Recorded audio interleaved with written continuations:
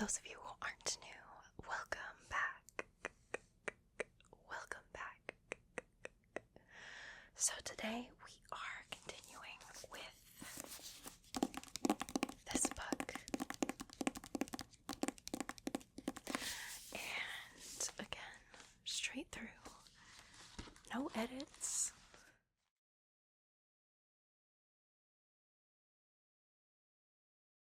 I'm so excited for the sponsor. So thank you so much to Endl for sponsoring this video. A big part of my life and of this channel is relaxation. And lately I have been struggling to relax and focus on working when I have to, which is why Endl could not have come at a better time. So what is Endl? Endl is an environment-based, non-profit app that takes everything we know about sound and combines it with their AI-powered, patented, core, cutting-edge technology and adapts it in real time to my personal inputs like location, weather, and if I wanted, even my heart rate.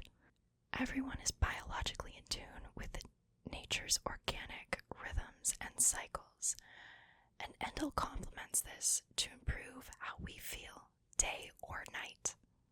Endl is informed by, created with, and backed by science. Neuroscience, to be exact. Brainwave studies show that Endl provides the fastest, most consistent focus versus playing on streaming platforms. So I'm going to share my own personal experience with Endl. When I first tried it out, I was wanting to relax. So after downloading the app and creating my account, I saw that there were a few ways I could go about it. I clicked under the Discover area on the category Relax. And when I listened to it, I felt like I was getting transported back in time to one of my most relaxing memories. Getting my eyebrows done. I know. But the lady who would do my eyebrows would play this music, and all I could feel was peace of mind. I haven't felt that way in such a long time, and Endl brought me back to that state. Later, I was looking for a soundscape that would be relaxing, but a bit more upbeat. So I hopped over to the Scenarios tab where I could cater to that. I first chose Chill, which added more of that upbeat yet relaxed vibe I wanted. And then over to Meditate, so I could bring myself to start focusing on work while staying calm.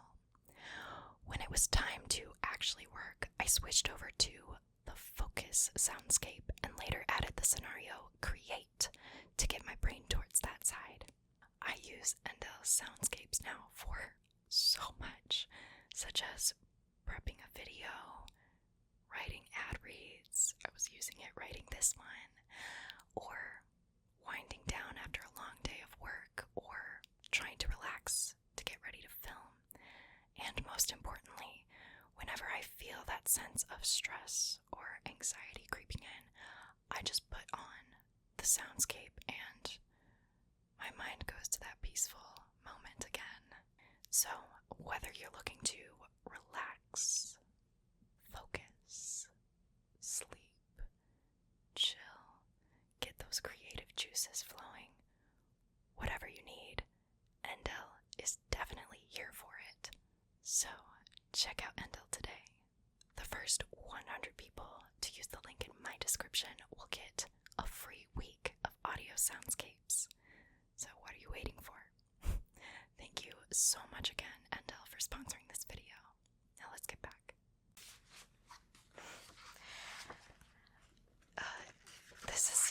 I'm doing it at night. This is the first time I've done it at night, and Jason just took Touchy for a walk, so we'll see. They might come back towards the end, but today we are in Chapter 3, talking about genes and the mechanics of DNA. Alright.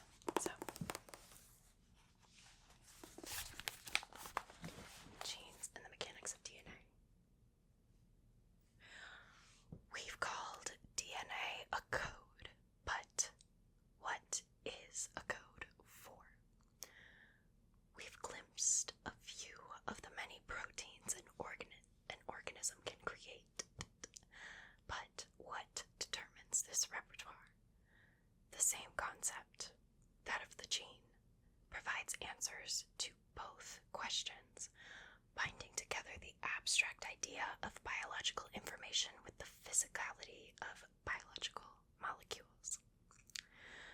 The power of genes, as well as their limitations, are inextricably linked to the physical properties of DNA, proteins, and the environment in which they exist. Discussions of genetic diseases don't often invoke the challenges of bending DNA or stuffing molecules into small spaces, but, as we'll see, such visceral concerns are important for making sense of how life works. Self-assembly is again the central in this chapter, as DNA and proteins, for example, join together to package genomes. Our other theme of predictable randomness, scaling, and regulatory circuits are also reflected in the handling of our genetic material, as our cells tackle challenges of size, shape, and disorder to organize their DNA.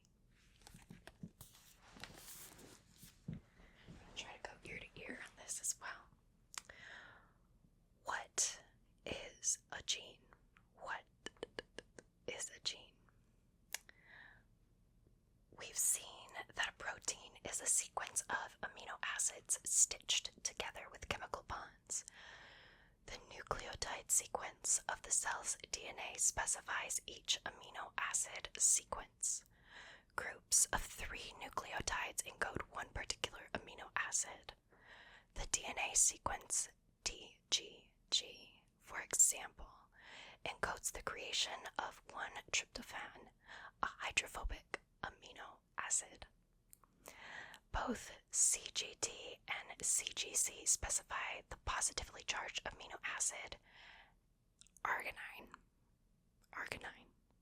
My chemists know that, and biologists help me out.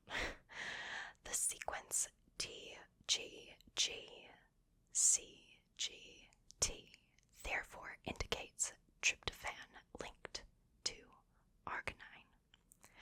There isn't, however, a machinery that directly reads the DNA code and makes the corresponding protein. A molecule called RNA, ribonucleic acid, acts as an intermediary. RNA, as its name might suggest, is similar to DNA. RNA is also a chain composed of any 4 nucleotide units, 3 of which, A, C, and G, are the same as those in DNA, and the 4th of which, U, uracil, is similar to DNA's T, thymine. A protein machine called RNA polymerase binds to a promoter sequence of DNA and then steps along the double helix like the slider on a zipper, spreading the 2 strands apart, reading the nucleotide sequence of one of the strands called the template strand, and constructing a single-stranded chain of RNA. The process which copies information from one form, DNA, to another, RNA, is called transcription, analogous to the transcription of spoken words into text or handwritten notes into type. The RNA is complementary to the DNA template strand and is therefore identical in sequence to the other strand of the DNA double helix, called the coding strand.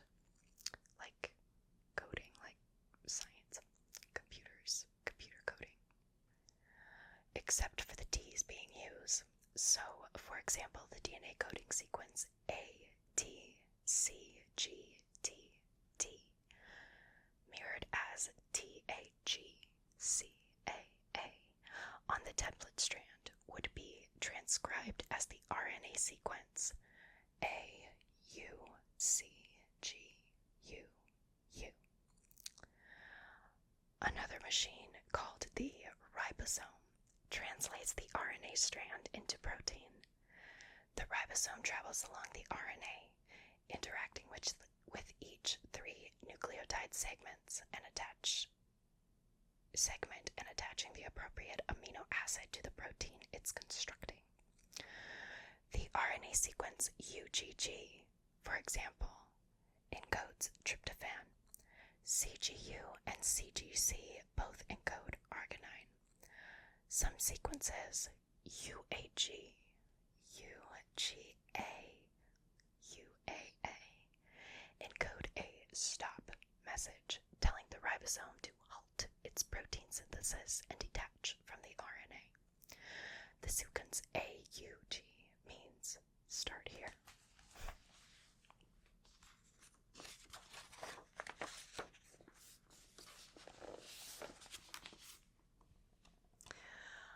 A particular segment of DNA therefore determines a protein that will be created via the processes of transcription into RNA and translation into protein.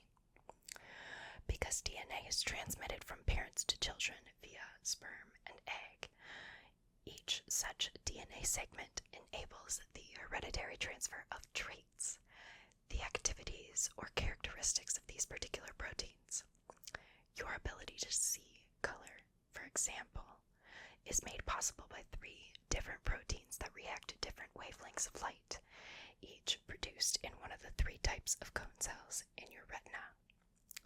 Differences of even a single 3-nucleotide group, encoding 1 amino acid out of approximately 350 in each of these proteins, can lead to subtle but measurable shifts in color perception.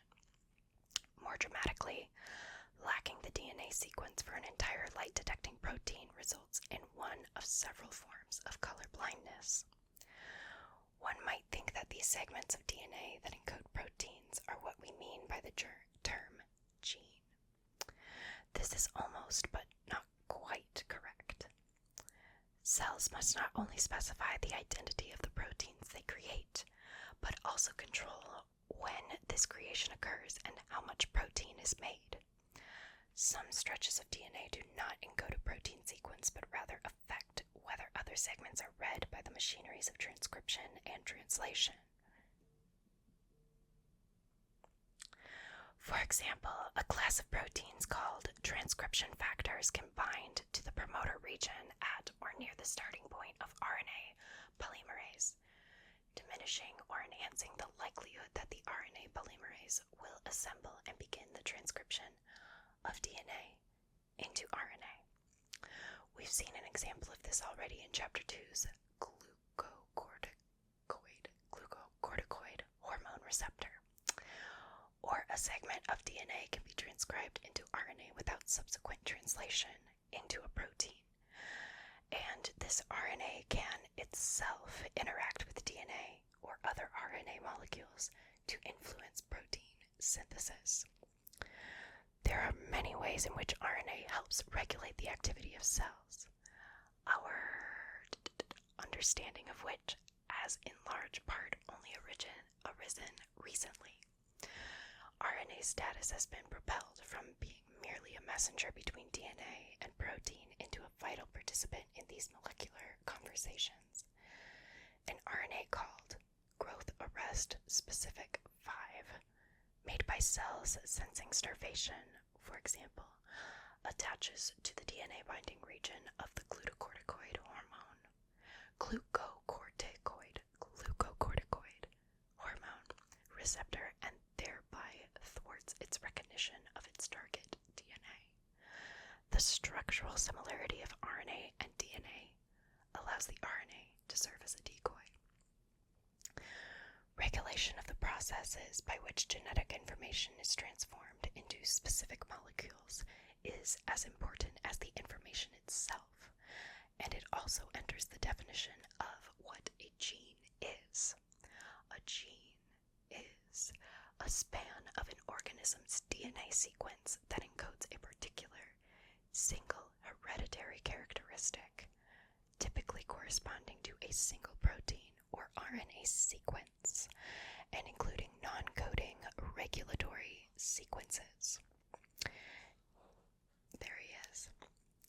It's a clunky definition and one that's constantly changing, but life needn't comply with our desire for simply terminology.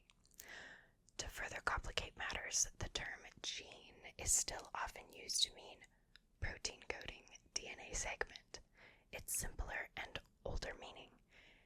Here, I'll try to be transparent. The question we're now ready to ask is, thankfully, simple enough. Let's see. How many genes do you have? Okay. How many genes do you have? We can now read the genomes of all sorts of organisms. In other words, the complete sequences of A's, C's, G's, and D's. Because we can deduce the promoter sequences that instruct the transcription machinery to start and the terminating sequences that indicate stops, we can count the number of genes. For bacteria, we find a few thousand. Each bacterium can generate roughly a few thousand distinct proteins. The bacteria that causes tuberculosis and cholera each have about 4,000 genes in their genome, of which about 98% encode proteins. The genome of the Lactobacillus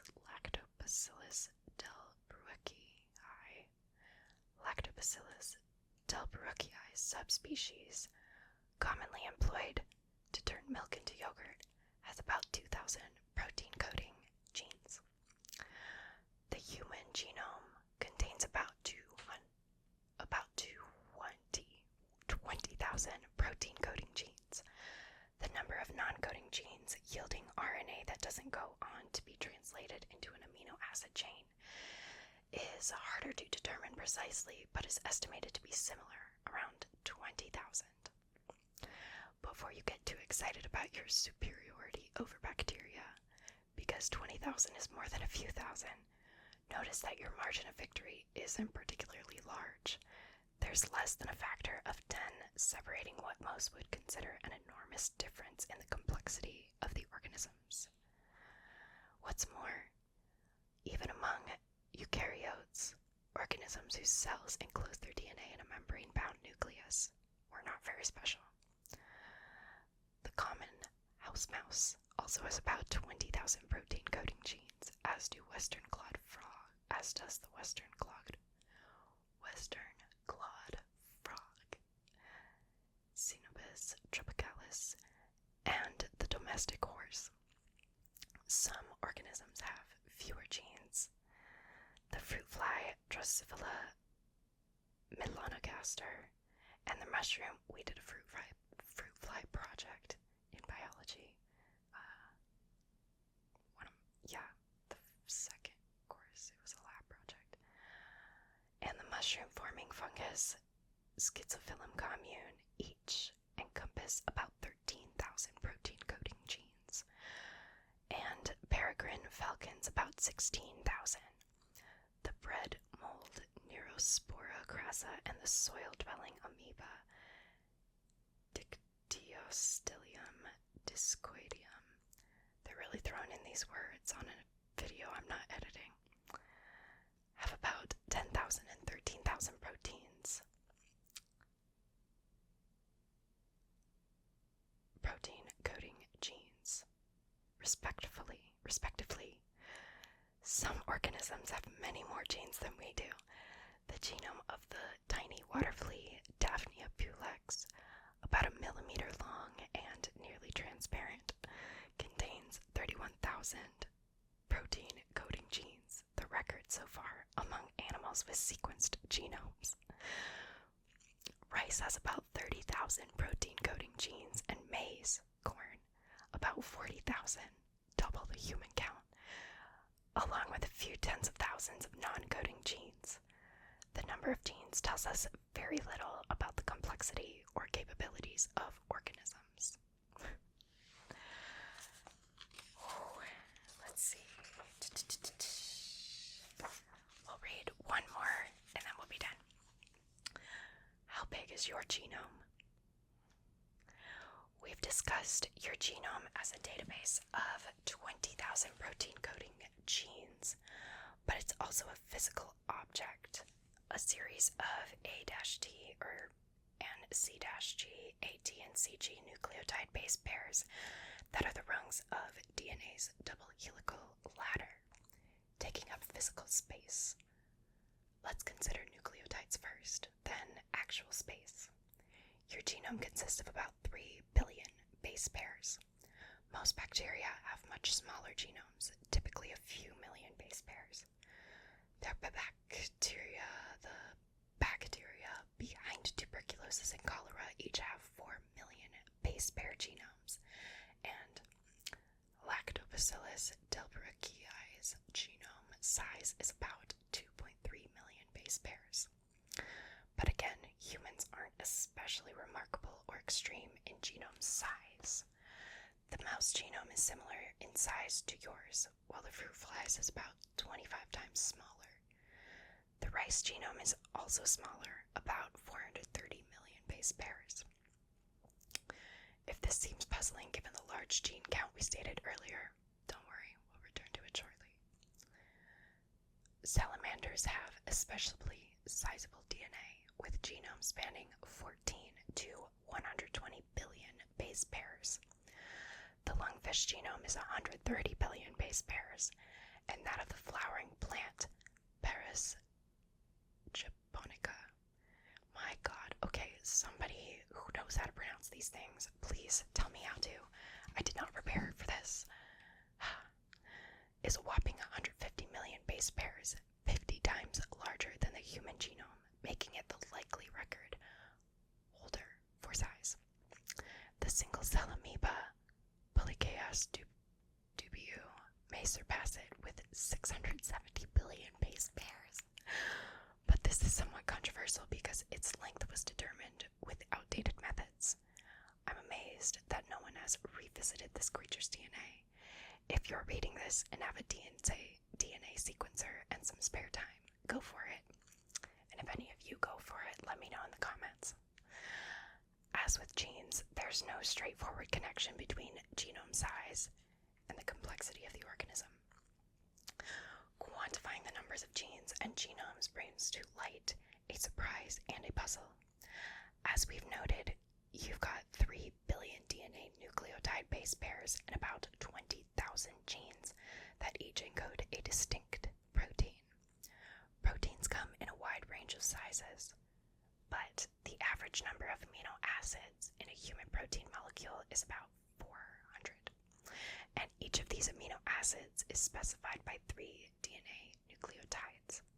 Therefore, 20,000 distinct proteins require about 20,000 times 400 times 3, which equals 24 million DNA base pairs.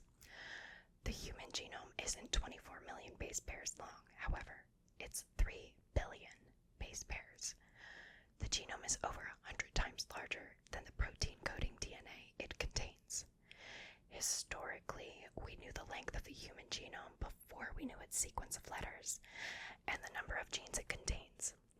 The smaller number of protein coding genes compared to what we expected based on the size of the genome came as a shock. No kidding. I'm shocked reading off all these numbers. For rice, the discrepancy is smaller, but it's still around a factor of 10. In general, most of a genome doesn't directly encode proteins. The puzzle, which we're still unraveling, is what the rest of the genome is doing. Some parts are transcribed into RNA but not translated into amino acid chains. These include independently functional RNA segments, as noted earlier, and the RNA that is spliced out of the strand transcribed by RNA polymerase before it is translated by the ribosome.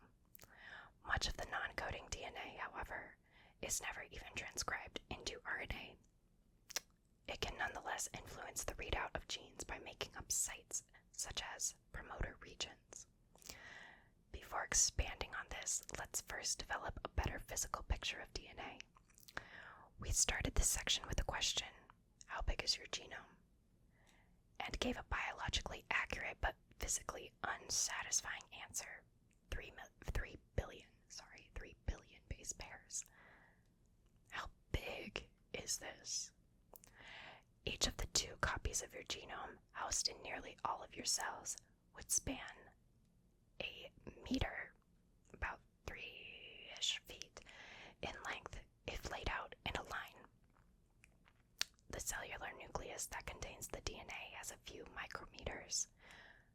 few millionths of a meter in diameter. Your cells stuff a meter of DNA into the space a thousandth of that length. Is this impressive or not? This may seem like a silly question. Obviously, it's impressive. But I can roll 50 yards of yarn into a ball a few inches wide to the amazement of no one. The central question is one of mechanics. How stiff is DNA? Is it like yarn or like steel? Hopefully you would be impressed if I stuffed 50 yards of braided steel cable into a few inch bundle, even if it were the same thickness as yarn. And we're going to end it here. The next section we'll finish up genes and the mechanics of DNA, chapter 3. And the next section asks the question, does DNA bend?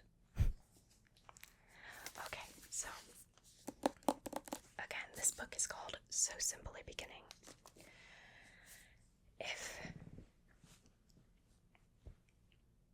What was I going to say before the couch creaked? I don't know. And I remember now that I'm not supposed to edit any of this, so this is going to be fun. But anyway, if you enjoyed that, and this is the first time you're seeing me do the read-along videos, this is the 5th one, so you're missing about 5 weeks worth of content. I need to put this all, I'm going to put it all on a playlist, so as of when this video posts, they'll all be on a playlist. Check them out. It starts off with DNA, proteins, and now we're on genes and the mechanics of DNA. So super cool stuff. Not something I personally went to school for. I did take a couple biology courses, but it's cool learning about this kind of stuff because these were in my biology course, but I didn't really go in depth into the world of biology. So yeah, if you enjoy this series, please like this video and subscribe. I am going to be posting a reading video like this once a week. No edits, just straight through.